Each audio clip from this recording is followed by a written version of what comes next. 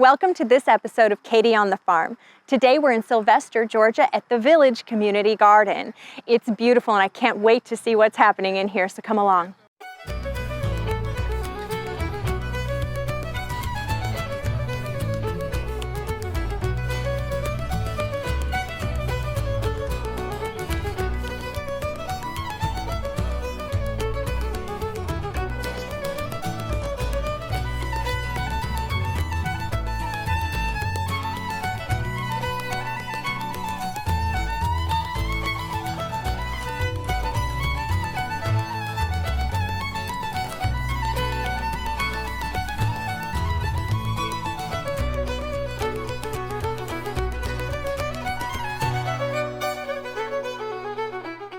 So why buy local? Why make the effort to get up on a Saturday morning and go find producers in your area?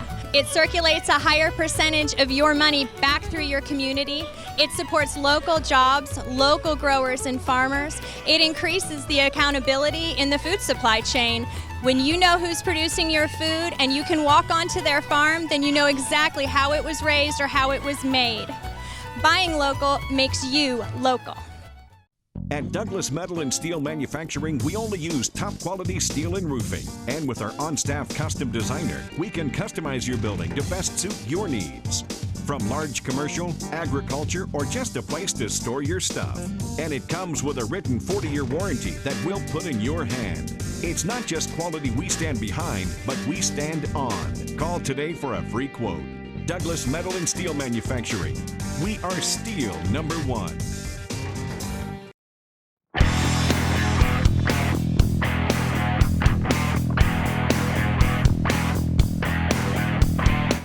Backroads Sports Television Network, the location to find rural high school sports.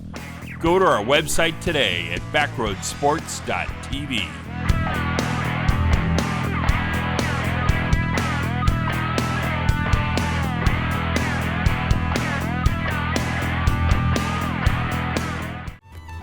We're here in Sylvester, Georgia at the Village Community Gardens, where our host, Sam X, is going to show us how this Garden of Eden came to be in this area. Sam, thank you so much for having us today. Yeah.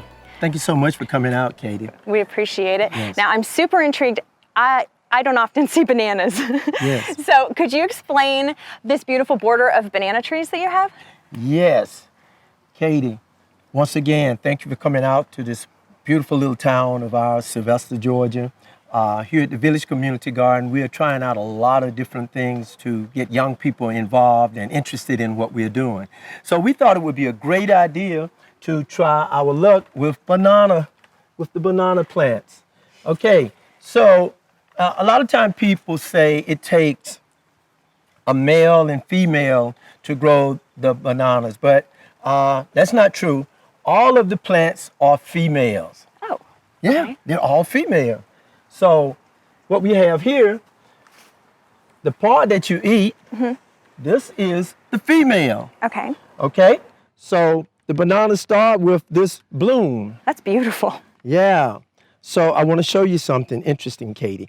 This is the males. These Oh. parts right here. It's all in the same. Yes. And so once the females stop growing at this point, you can really cut it right long about here, and the plants will get at least twice the size that they are on here now. You know. And how do you know when it's time to cut them? Well, really, it's time to cut them now because we're running out of summer. We're running out of sun. We're running out of sunlight. So probably after the show, some of the 4-H kids will come out and we'll go through here and just cut these bad boys off.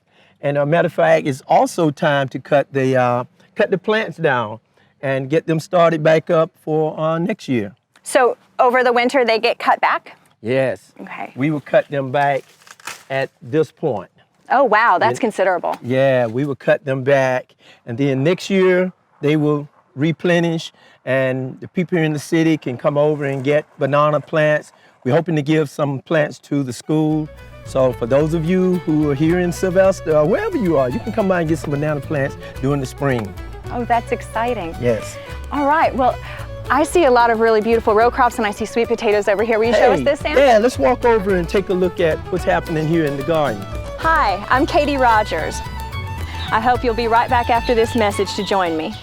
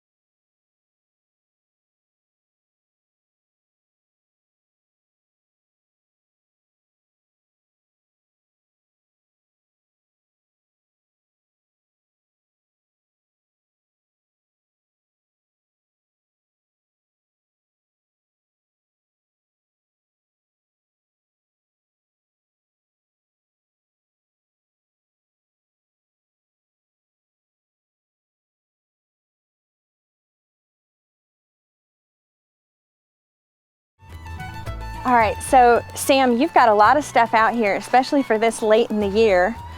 Tell me, when is all this going to be harvested, and do you get to grow year round here? Okay, yeah, it's late in the year, but this is a fall crop. Okay. So we only plant things at this time that loves cold weather. For example, we have collard greens, we have onions. The sweet potatoes, it's a little late for them. We'll soon be removing the sweet potatoes from the soil. Mm-hmm. We have the purple sweet potatoes and we have the regular sweet potatoes here on these two rows, okay? And the kids like the novelty of those colors, don't they? Yeah, you know, the purple sweet potatoes, it's kind of, they're really cool, you know? Mm-hmm. Like the kids like to make purple French fries, you know? And the elders make purple sweet potato pies. So, yeah. I love that. It makes everything more fun. Yes. It really does. So now you're using plastic for weed suppression. Yes. Yes? The first year we was here, the kids were complaining about having to hoe every other day. So I had to figure out a way to not lose my kids, right. you know. So right. We decided to use the plastic that has the lines in them. Mm-hmm. That's the ground cover.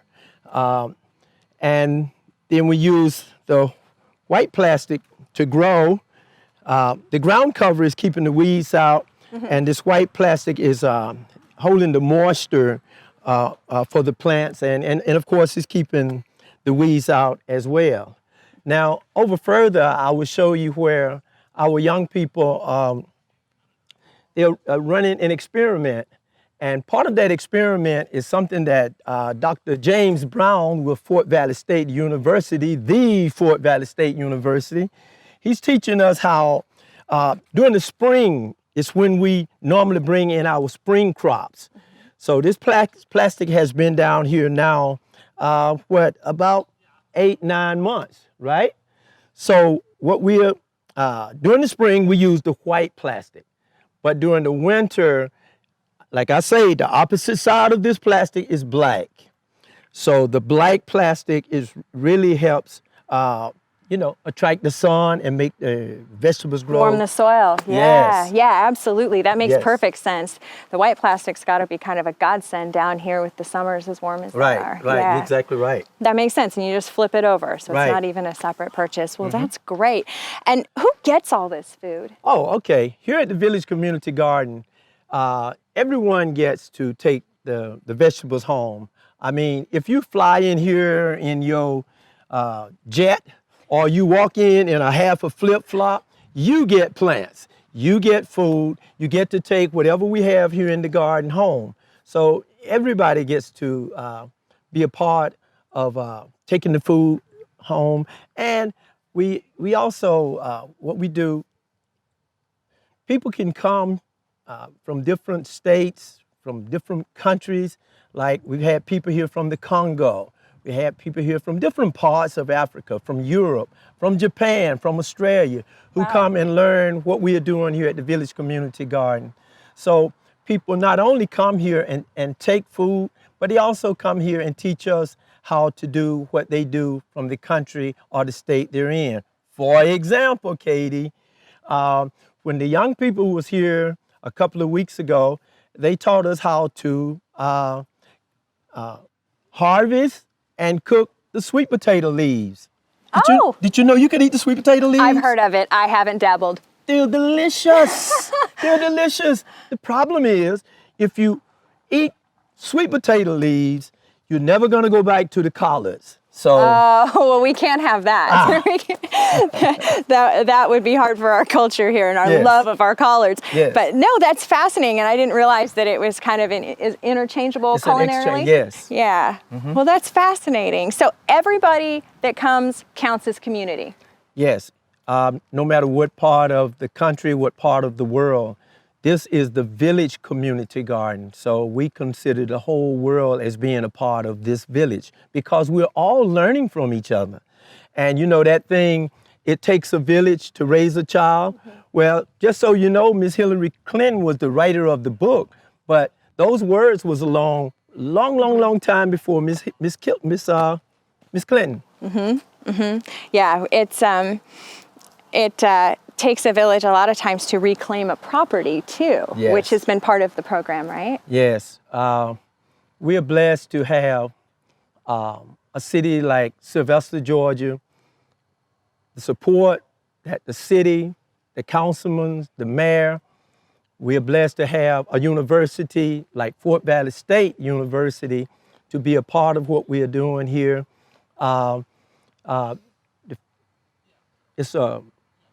It's a wealth of people that live here.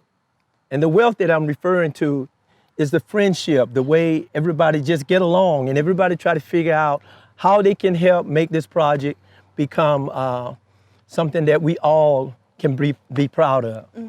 And you should be, and it's such a great thing to build community around. And I have to say, I've been gardening and growing a long time, and I have never had people from the entire planet coming to visit my gardens. So you're doing something well, Sam. It's the first for everything, right, Katie? All right, well, let's keep taking a look around if you don't mind. Okay, cool, let's go. Hi, I'm Katy Rogers. I hope you'll be right back after this message to join me. At Douglas Metal and Steel Manufacturing, we only use top quality steel and roofing. And with our on-staff custom designer, we can customize your building to best suit your needs.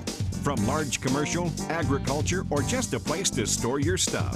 And it comes with a written 40-year warranty that we'll put in your hand. It's not just quality we stand behind, but we stand on. Call today for a free quote. Douglas Metal and Steel Manufacturing. We are steel #1.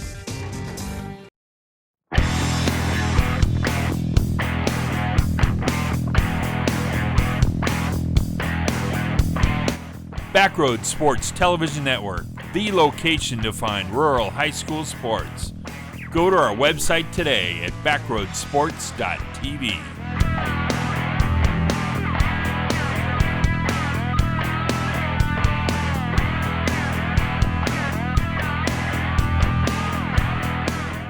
So why buy local? Why make the effort to get up on a Saturday morning and go find producers in your area? It circulates a higher percentage of your money back through your community. It supports local jobs, local growers and farmers. It increases the accountability in the food supply chain. When you know who's producing your food and you can walk onto their farm, then you know exactly how it was raised or how it was made. Buying local makes you local. We're here in Sylvester, Georgia at the Village Community Garden with Mayor Yurda. Thank you for joining us today.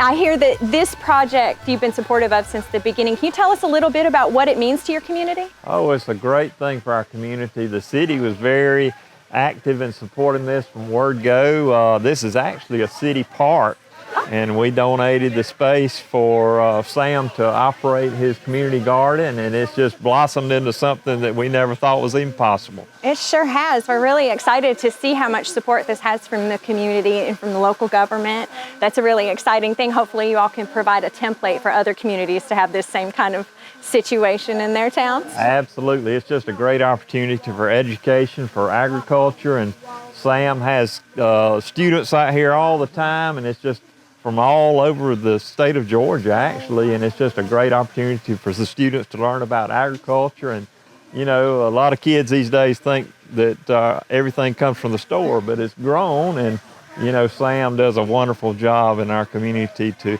demonstrate agriculture to all the students and the kids and adults as well. Adults come out here and work and help harvest and plant, and you know, it's just a great thing for our community. And we would even like for Sam to further this project, to expand it to other areas of the park, and I think there's a great opportunity to do some other things with this project. We're very excited about, again, what he's doing here in our community, and it's just going to blossom into more and more. And there's some other areas. We've got a pond out here that folks enjoy, and it's turned into a beautiful project for our community, and it's just something we're all proud of. And I again want to thank Sam, and I want to thank the City Council for having the vision to see what this project could do in our community. It's something we're very proud of, and it actually puts Sylvester on the map, and we're very proud of that. All right, wonderful. Well, you're on record now saying you'd like to see it expand. Thank you, Mayor.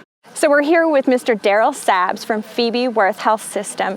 And Daryl, could you tell us what's the connection between the health system and this property? Well, Katie, first of all, thank you so much for bringing such a lovely format to our community. We're so proud of what you do and what our community does, and to put that together is just remarkable for us. So thank you for coming. Absolutely, we appreciate it. Now, this is sort of the Bible Belt that we're in here, and the nutritional value that people maintain is not as high as it should be. A lot of fried foods, you know, a lot of fat, you know, people not being as disciplined as they should be. And we live around quite a few food deserts. And so when you put that together with the poverty and the lack of access to foods, it's so important that people get the right nutritional value from their foods, that they understand how important it is to, that the role that nutrition plays in our everyday lifestyle. Diabetes are off the chain here. There's more diabetes incidents in this area than there is in any part of the state. So it's the ground for healthy eating, for healthy lifestyle habits to change. And we find that there's no better environment for that behavioral and attitudinal change than a place like this. A place that's comforting, a place that's spiritual almost, a place where people can really get their hands involved, where children and families and teachers and churches and communities can come together. When the whole village comes together, then the possibility of what can come out of that is nothing but good. So we think it's important as a health system to be at the forefront of that education, of that prevention, because it is that prevention that really stops and redesignates behavior.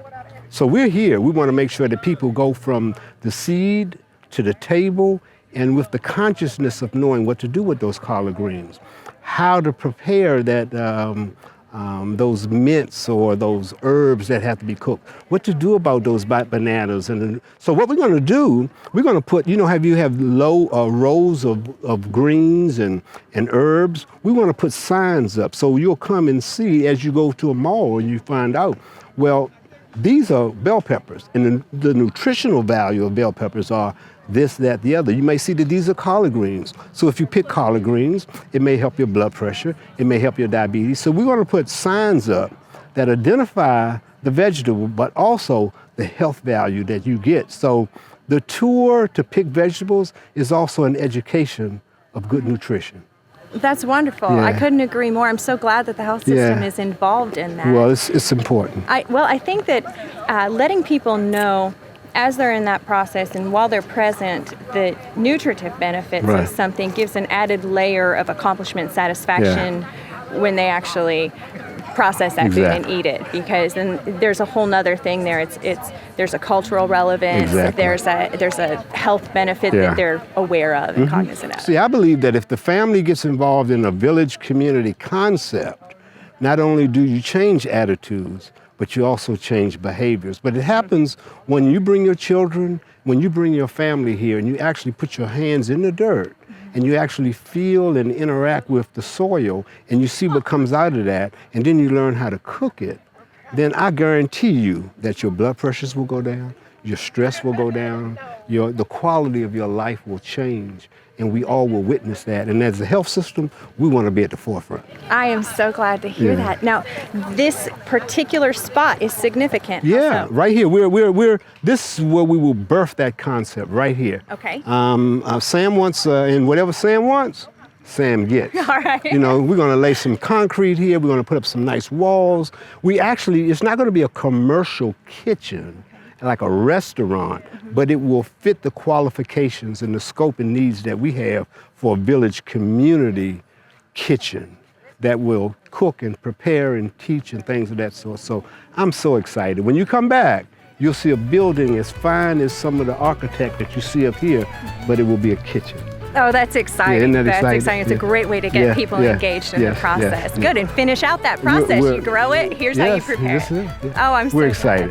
Thank you for talking to us today, Joe. Yeah, thank you. Hi, I'm Katy Rogers. I hope you'll be right back after this message to join me.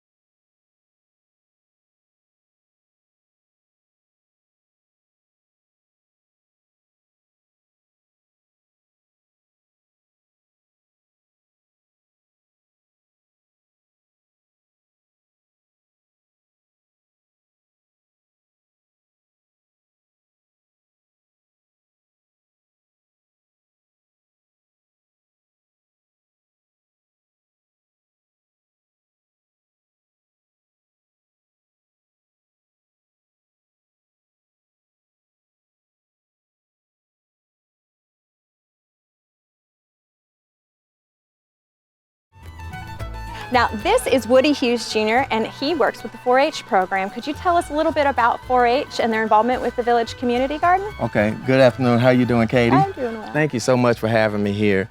I'm here to represent the Fort Valley State University Cooperative Extension 4-H program, and I serve as the Assistant Extension Administrator, State 4-H Program Leader. So this whole project is a 4-H project. Oh, wow. And so this is a project that we utilize some funding for the resources here through Walmart Foundation. I see. Your title is a mouthful. It is. It's a tongue twister. It really is. It really is. So the kids are very present here in the 4-H program. Right. That's exciting. And how does the university stay involved on a regular basis? Is it primarily through the funding? We don't receive enough funding to be able to pay for the project without the collaboration with the community. So this works because of all the people that you see here today and all the banners that you see outside of the garden. This is a true community collaborative partnership to where I bring in the 4-H aspects of it, and then you have the school, you have the teachers, you have the elected officials, and then you have Mr. Sam. And so for us, this might be a 4-H project, but for Mr. Sam X, this is a love project. So how did you come to be involved with this? This whole initiative started out as a 4-H project. 4 years ago, this project didn't exist. And so it started out with a conversation with myself, Mr. Sam, Mr. Etta Garcia, Mr. Sam's wife, and we wanted to be able to do a project that was gonna help feed the people in the communities, that was gonna help lead to healthier lifestyles and healthy habits. And so in the conversation that we had, we decided to apply for a grant that would give us some seed money, because if nothing else, we needed money for plants. Right. And literal seed money. Literally seed money. So this right here is a Walmart Foundation 4-H Serve Healthy Habits Project. SERVE are the acronyms for serving, education, research, volunteering, and entrepreneurship. Okay. So as you heard Mr. Sass mention about the research aspect of the benefits of the vegetables that are grown, that's part of the Youth Voice, Youth Choice, taking initiative to get involved as novice researchers.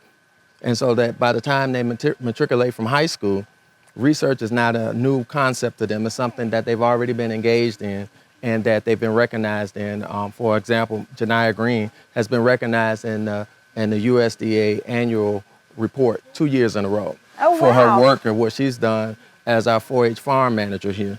Wow, right here. Right here. That's really neat. That's some significant recognition. And this seems like a STEM and STEAM dream. It is. I'm so glad that you brought that up because it's like if you look behind us, you see what Janiyah Green refers to as new school gardening, and then what you see over there is old school gardening. And so for myself, coming from Chicago and not having a background in agriculture, how do you infuse 21st century STEM and agriculture together in a way that's interesting to today's youth? Great question. And that's what we came up with, the aeroponic towers, because this does both.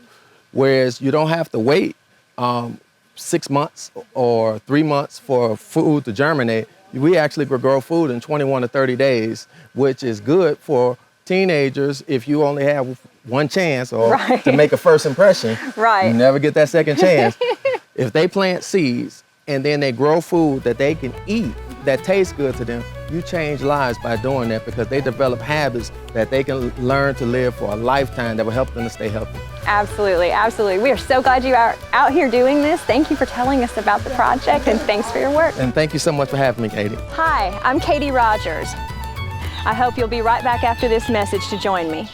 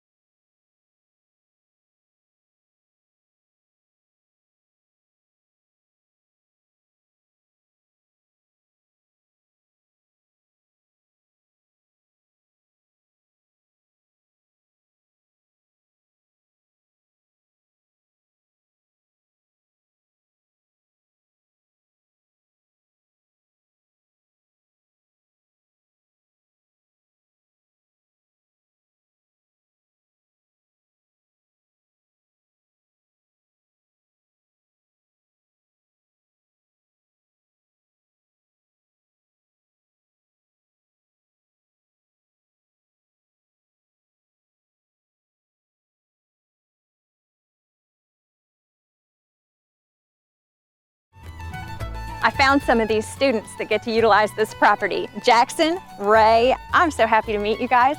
Why don't you tell us a little bit about what you've learned out here?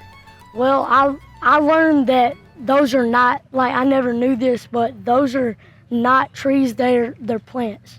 The bananas? Yeah, the banana plants. And I called them a banana tree earlier. I learned something too. And Ray? I actually have come here every year, like from 6th to the 8th grade. And the first year we came, we heard we learned about the hydro towers and how they use volcanic ash and all as soil instead of regular soil, and the water circulates. That's really 3 and 12 minutes.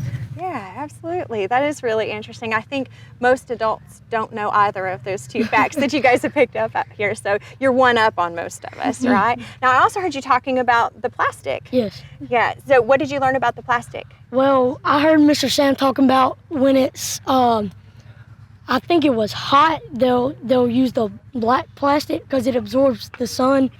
I can't remember if it's cold. Around, I think when it's cold. When it's cold, it'll absorb the sun because black absorbs heat, and it'll help the plants grow better. And when it's cold, they'll use white. The thing with the plastic is it helps from weeds growing in and taking up the soil and the nutrients instead of the plants that you're trying to plant. Absolutely. So it's a weed suppressor, and it saves you from having to do other things like physically remove all the weeds or spray something. Saves a lot of time. Absolutely. Well, that's great. Thank you guys for being testimonials for what the kids are learning out here. We appreciate it. Thanks for talking to us today. Thank you. Thank you for joining us this week for Katy on the Farm here in Sylvester, Georgia at the Village Community Gardens. Join us again next week for another adventure.